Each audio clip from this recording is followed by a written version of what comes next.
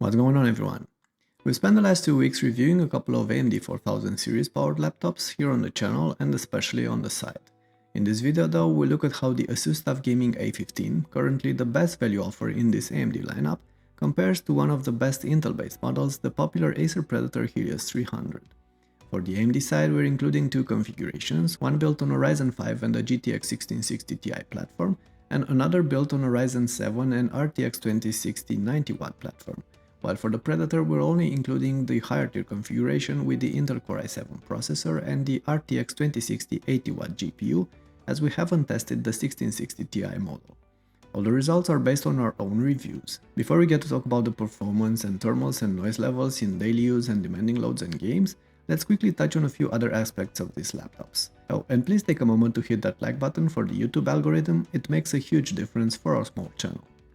First off, the Predator is mostly the more premium looking of the two here with its aluminum made lid cover and interior. In comparison, the TUF series gets a brushed plastic interior and two choices for the exterior. The grey one is metallic, while this black one is plastic and shows smudges much easily. Still, the dark aluminum on the Predator is even more prone to smudges and finger oil. The Predator also gets an obnoxious blue backlit logo on the lid cover flanked by two blue bars, while the Asus models, especially the grey version, are simpler and easier to get accepted in strict business or school environments. On the other hand, Acer did a better job at keeping the interior design clean, as they went with a plain piece of metal for the main deck and pushed the status LEDs to the sides. Asus went with a couple of different textures for their plastic construction, with the LEDs placed beneath the screen and with an always lit power button, both annoying when watching a movie at night.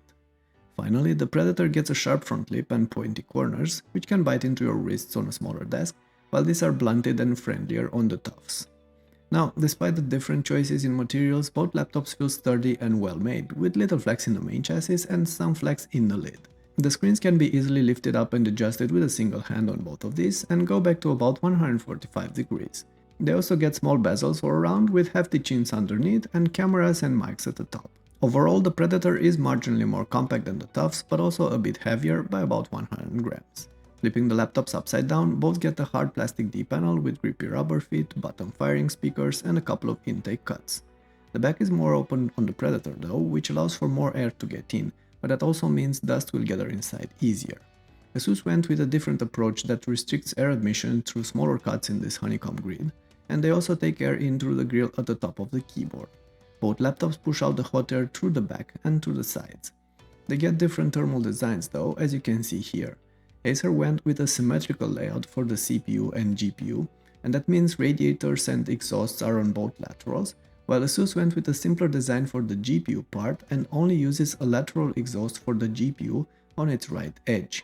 This aspect impacts the CPU and GPU temperatures, which we'll touch on in a bit, but also the I/O layout. The TUFs get most of the ports on the left side, with the PSU and LAN tucked out of the way on the back, while the Predator spreads the ports on both sides but pushes them towards the front, which means that the PSU, the LAN adapter and especially the HDMI cable on the right edge could get in your way if you decide to hook up an external monitor. In conclusion, the Predator is the nicer feeling and looking of the two if you don't mind that logo on the lid. But the TUFs are well built as well and slightly more practical, with the friendlier edges and the more conveniently placed I/O on the left side. That's why I'd say this section is mostly a toss-up between the two. What do you think? These laptops are mostly on par when it comes to their inputs as well. Both get similar keyboard layouts with full-size keys and smaller numpad sections. The difference is in the top row of function keys, with more dedicated keys on the Predator, as well as in the arrows design, which are larger but cramped on the Predator, and smaller but better spaced out on the TUFs. Overall, I do prefer Acer's layout a bit more. However, I enjoy typing on the TUF A15s a little more. Both keyboards are somewhat shallow and spongy, but the keys on the Predator actuate too easily for my liking, so are more unforgiving and prone to errors. It's important to mention that this Predator is 1 year old now, and has seen a lot of action during this time, while the TUFs are brand new, so there's a good chance the two will feel the same once the keys break in. I also prefer the touchpad on the Asus models. They went with an immovable plastic surface and dedicated click buttons, while Acer went with a standard plastic clickpad. That's slightly larger in size, but the clicks are stiffer and clunkier, and the surface rattles louder with taps. The Predator wins when it comes to the screens though. On paper, the two get similar 15-inch Full HD IPS-like 144Hz displays, but in reality the AU Optronics panel on the Predator is brighter, richer, offers wider viewing angles and faster response times. Contrast is about on par between the two, but the Predator's panel is not as uniform and more prone to light bleeding around the edges. Keep in mind that the illustration we're including here is for the 60Hz panel on the Asus A15, so in reality the perceived brightness difference between the two is slightly smaller. That's why the richer colors and the faster response times are the key aspects that set these panels apart. Nicer colors make for a more pleasant daily use experience, while the faster response helps reducing ghosting in games. For what is worth, ghosting didn't really bother me that much on the A15, but it's something to consider if you're playing shooters or other such fast-paced games. On the same note, the A15s include adaptive sync, which eliminates tearing, while V-Sync is the only such option for the Predator, which, as you know, adds in a small amount of lag. However, I don't think tearing should weigh much in your decision on a 140Hz screen anyway. Okay, with this out of the way, let's touch on this laptop's performance. Here are the exact configurations we're including here, the mid and top spec versions for the Asus TUF Gaming A15s, and the top variant for the Acer Predator Helios 300.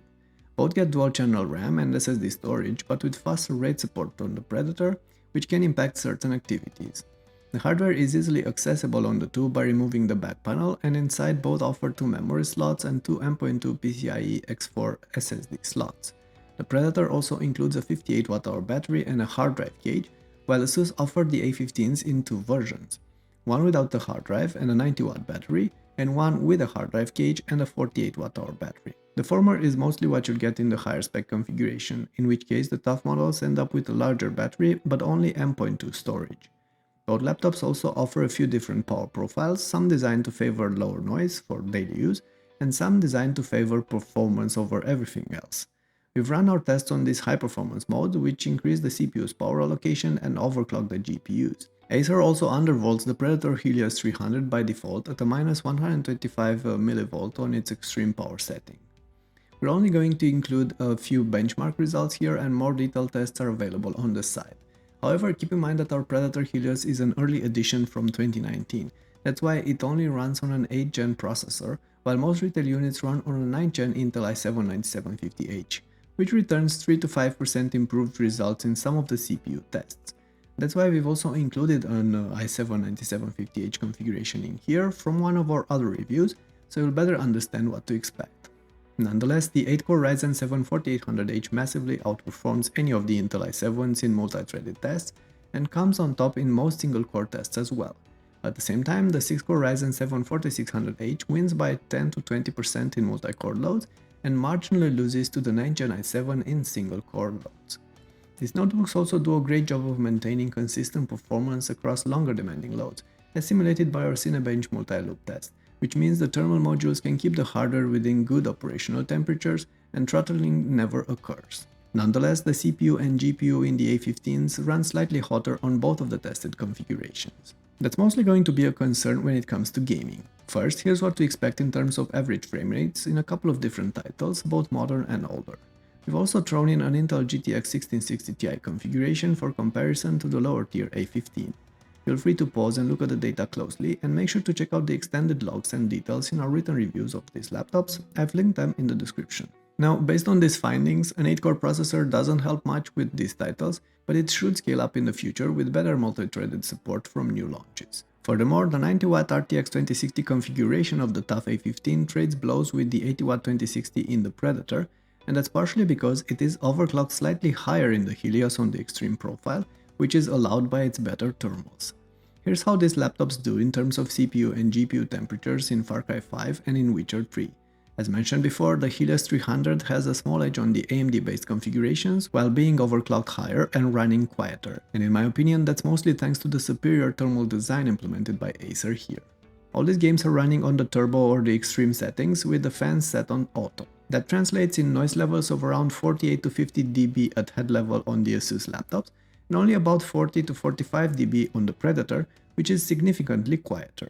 However, the Predator's metallic interior reaches higher temperatures in the mid to high 40s, while the plastic A15s run cooler by 3 to 7 degrees, so are more comfortable to game on for long periods of time. At the same time, Acer allows to push the fans to a turbo setting, which further reduces the CPU and GPU temperatures by a couple of degrees, but ramps the fans to 54 to 55 dB, rendering the laptop pretty much unusable without some good headphones.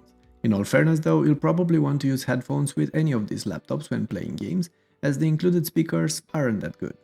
The sound is slightly richer on the A15s, which get larger speakers, but don't expect much on either of them. The headphone output is okay though, in both cases, as far as my ears can tell. Before we wrap this up, we should also touch on the battery life, which is clearly a win for the Asus TUF models on the 90W battery configurations.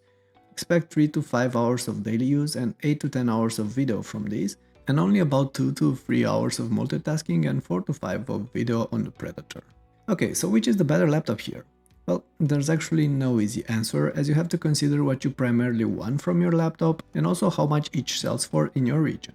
Drawing the line on these two, you've seen that each have their strong points and their quirks. However, the A15s clearly win at the performance in demanding loads due to those competent AMD platforms, as well as at battery life, but they lose to the Predator at two key elements, which is screen and thermal behavior.